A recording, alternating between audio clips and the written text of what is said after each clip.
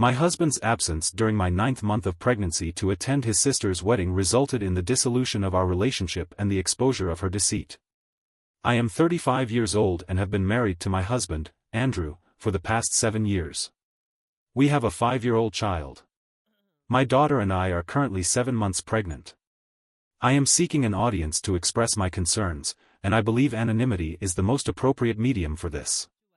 My husband has always been close to his family, which I did not find problematic during our dating phase. His family was kind to me whenever we met, but soon after our marriage, I realized that he was really close to his mother and sister. They have a close friendship, which I found troubling. This did not impact our relationship as a married couple. I simply rolled my eyes at their close relationship, not at my husband. Furthermore, they typically occupied the same social position at gatherings and parties, engaging in critical discourse about others. Initially, they attempted to involve me in their recreational activities, but I am not inclined to engage in superficial conversation. Consequently, I chose to remain aloof from their interactions. However, they did not pursue me, and I similarly refrained from initiating contact with them. My mother-in-law and sister-in-law were not particularly warm or friendly towards me. They often avoided my presence. I, in turn, tried to avoid them as much as possible. I found it difficult to interact with them in a positive manner.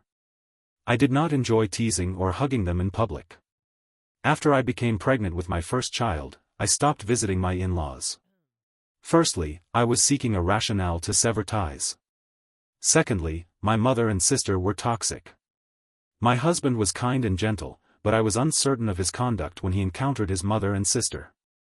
He would undergo a transformation, becoming a different person. This transformation occurred until my husband was civil with me and at home. I did not concern myself with his conduct for the 2 to 3 hours he spent with his family on weekends. I granted him this space when my daughter Sarah was 3 years old. My in-law began to poison her ear, stating that her mother was a bad woman. However, my daughter fought back, crying and stating that her mother was good. She then returned home and informed me of the incident. My husband laughed at this situation, stating that they would have simply teased the young girl. However, I was aware of the underlying intention behind it. Since then, I have never left my daughter alone. The situation deteriorated significantly last year when my S began dating a wealthy businessman from Scotland. It is understandable that she was over the moon to have found such a man, but why on earth my husband was so excited about that is a matter of great concern. To provide some context, I will give a brief overview of my in-laws. My father, Phil, retired years ago and currently resides in his ancestral farmhouse in the countryside. I have only met him a few times and found him to be a straightforward individual, in stark contrast to many others. This may be the reason he relocated to seek peace and solitude. My husband and I are currently unemployed and are surviving on the rent of one of Phil's properties and an allowance from him. Additionally, my husband pays a portion of his salary to his mother as an allowance. I have always been self-sufficient and have not relied on others for financial support. I have always been financially dependent, so I am not opposed to Andrew providing financial assistance to his mother. However, since my S began dating the wealthy man, her attitude has changed significantly for the worse. She has adopted a haughty and entitled demeanor, as evidenced by her frequent displays of expensive gifts from her boyfriend at family gatherings or social events. My S was eager to display her boyfriend's wealth to all, even at the family gathering. My Mill also exhibited a similar behavior, giggling with her boyfriend as if they were teenagers. Their actions were bothersome to me, and I expressed my displeasure openly. It's important to note that I am not jealous of them, rather, I believe it's because they were living beyond their means. Given that they were surviving on a modest budget, they never crossed their line because they had little to show off or look down upon me.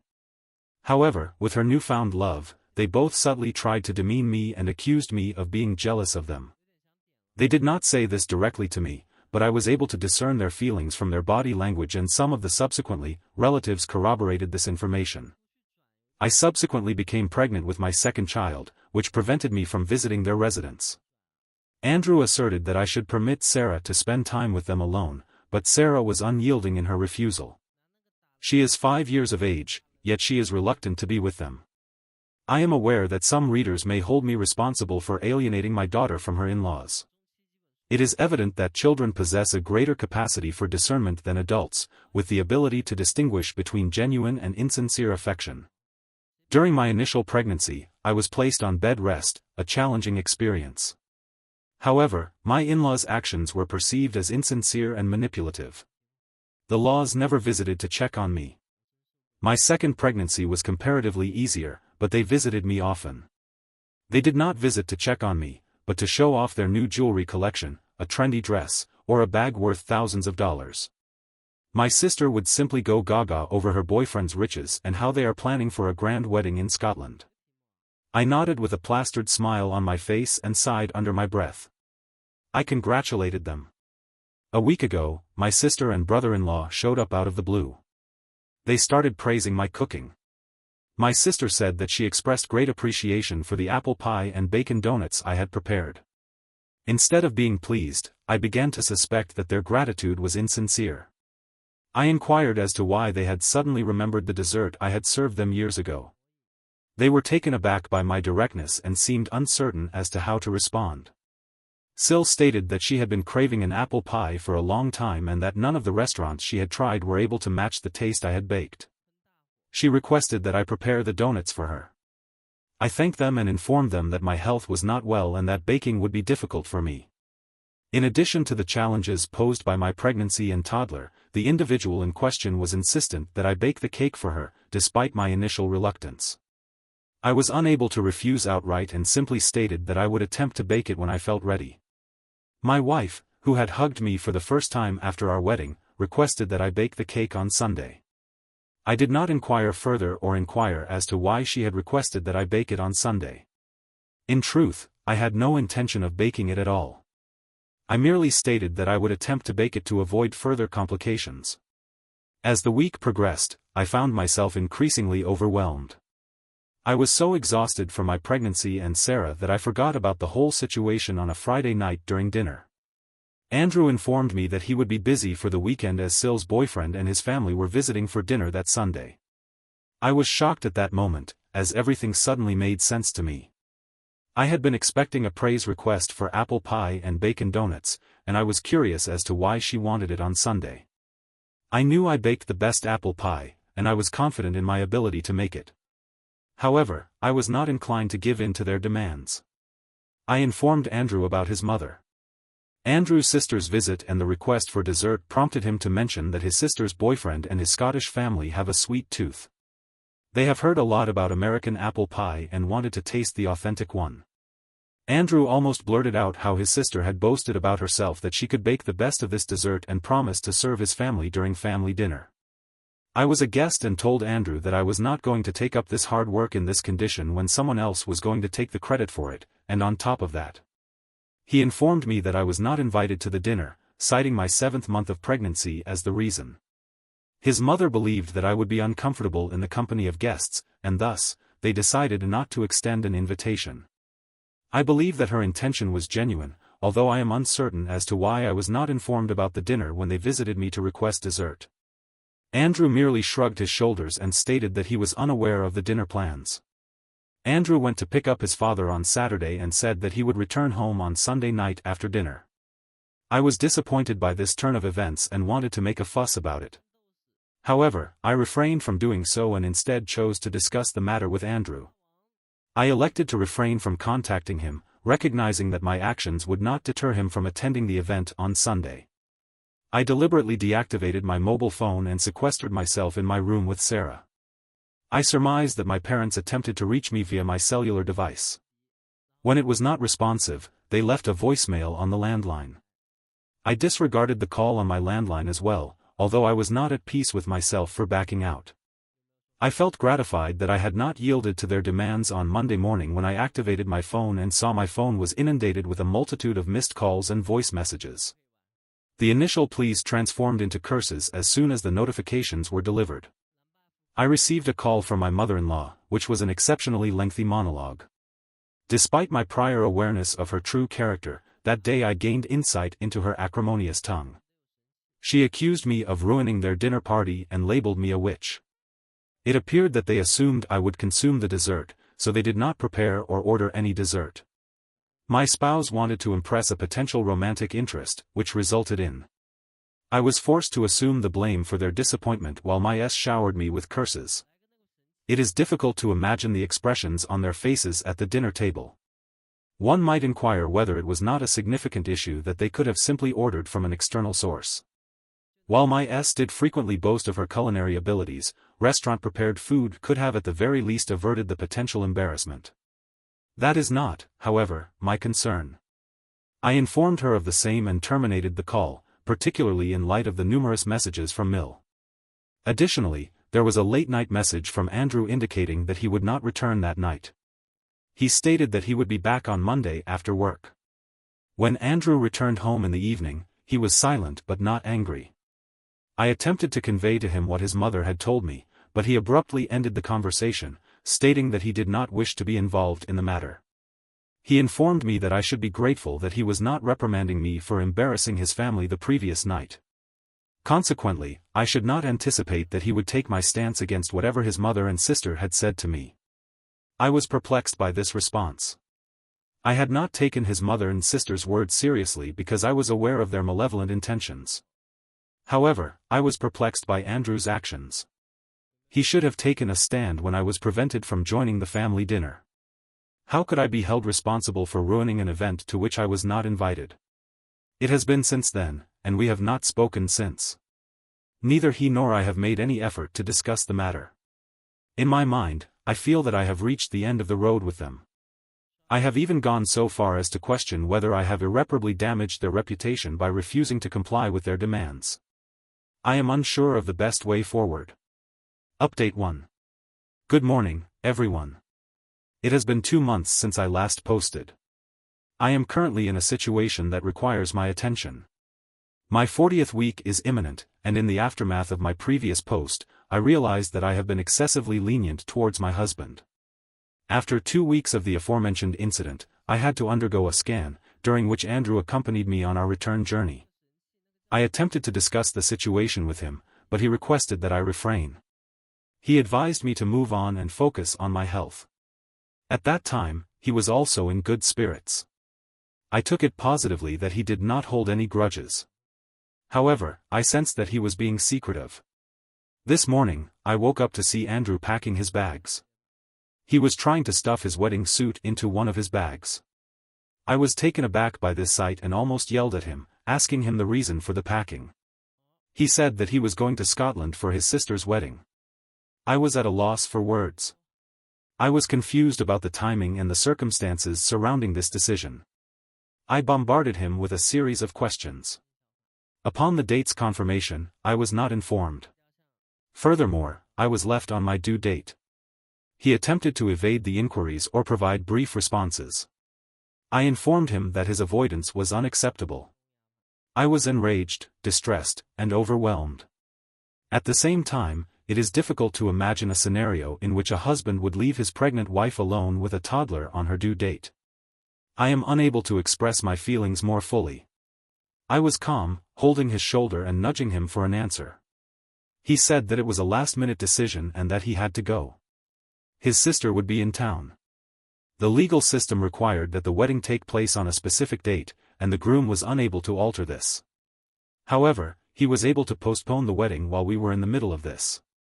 Our doorbell rang, and Andrew rushed to answer it as if he was expecting someone. It was his mother.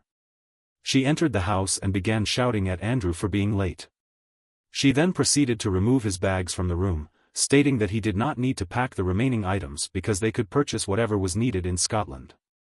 The sentence seemed to be a taunt directed at me. I was filled with a desire to strike her, but I realized that it was too late to prevent Andrew from leaving or to engage in further conflict. I therefore retreated to my room, carrying the remainder of Andrew's belongings from the living room and locking the door behind me.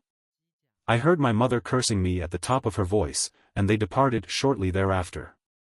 I then understood why Andrew had acted so secretively for the past month and realized that he was torn between me and my family and I were experiencing significant distress, both mentally and physically. I was crying out my heart loud, realizing that the chaos had awakened my daughter, Sarah. She came to me, hugged me, and reassured me that I would be fine and that we would soon have a baby in the house. Her words, which were devoid of malice, were deeply moving, and I embraced her in my arms. We spent the day playing in bed. I attempted to distract myself, but I found it difficult to do so, as I was consumed by the realization that Andrew had abandoned me in this situation. I am experiencing intermittent contractions. I have called upon my sister to stay with me tomorrow, as I am uncertain as to when my labor will commence. I have been compelled to provide this update today, as the circumstances that transpired today have left me feeling distressed. I extend my best wishes for a healthy and peaceful labor. I would also like to take this opportunity to greet everyone I know. It has been several months since I have updated this account. I am grateful to be blessed with a baby boy. I would like to clarify that the aforementioned circumstances transpired after I had logged into my Facebook account and observed Andrew posting images of himself and his family enjoying themselves in Scotland were difficult for me to resist, and I eventually broke down. It was past midnight, and Sarah was fast asleep. I went to the bathroom and allowed my emotions to flow. I had been holding them throughout the day in front of Sarah. I cried for almost an hour, and I was on the verge of fainting when I realized that my water had broken. I somehow managed to crawl to the living room and call the ambulance. I have a very hazy and vague memory of what happened in between. The next thing I remember is being in the ambulance, carried to the hospital, and being stabilized. I cried out Sarah's name. The nurse said that they found Sarah crying beside me while I was passing in and out of consciousness.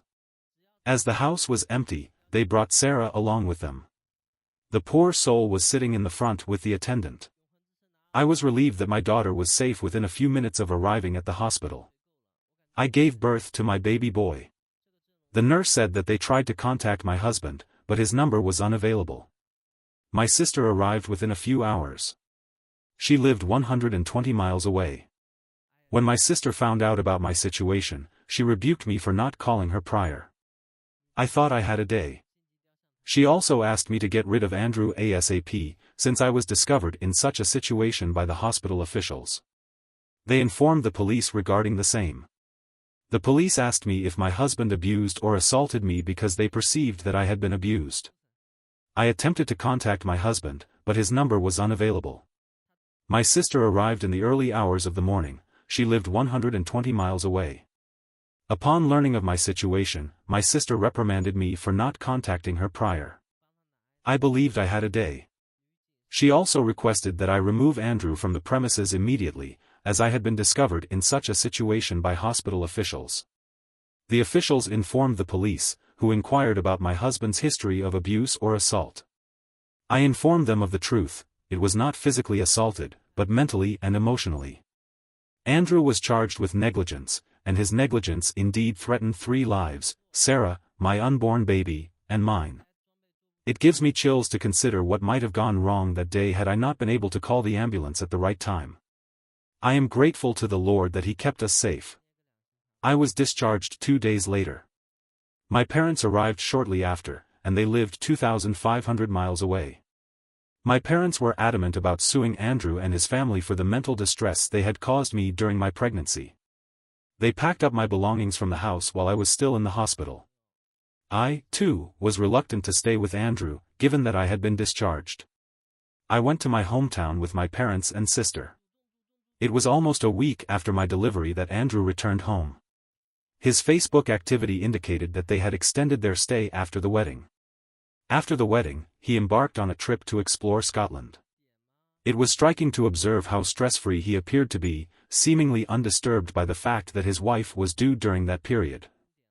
During this time, he did not contact me, and I did not contact him, as I had planned to cause him and his family significant distress. When he returned a week later, he found an empty house and a legal notice of divorce. He was also served with charges by the police, who demanded that he appear before them within a week to give his statement. This development caused him to become visibly distressed and prompted him to contact. I must admit that I derived a certain pleasure from the seemingly endless stream of calls and voicemails from him. Before long, I began to receive similar communications from my mother and voicemails from Andrew, imploring me to speak with him. I informed my parents of these developments, who then contacted Andrew and requested his presence at our residence. He arrived at our house on the very same day, accompanied by his mother. My parents proceeded to berate both of them for their actions and threatened to cause significant distress to both of their lives. Andrew, however, was insistent upon speaking with me privately. He pleaded with me, imploring my forgiveness. He began to emotionally manipulate me by claiming that our child requires a father figure and that I was depriving them of happiness. I inquired about the gender of our second child, and he remained silent. My son had only been a week old, yet his father was unaware of his birth. Do you believe that a child requires a father like this? His mother and I both pleaded for forgiveness, stating that these legal proceedings would damage their reputation in the eyes of their new relatives. I was not concerned with the legal implications, I simply found her rationale to be absurd. Ultimately, when they were asked to leave, they insisted on seeing the newborn. However, I was not willing to allow them to have any contact with my children. My father proceeded to chase them out of the house.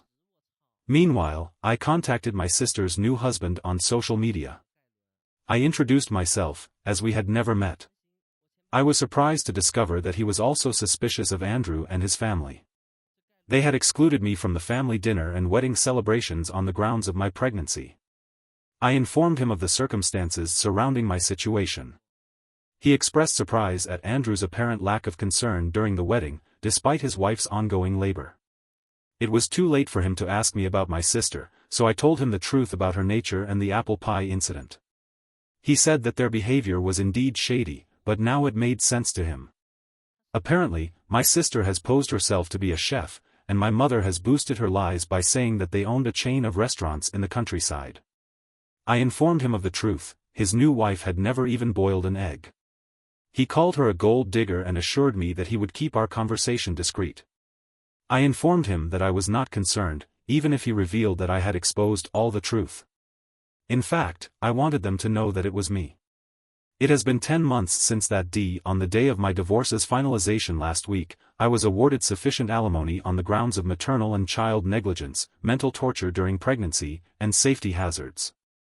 I was granted a share in the house, which I had contributed to when we purchased it.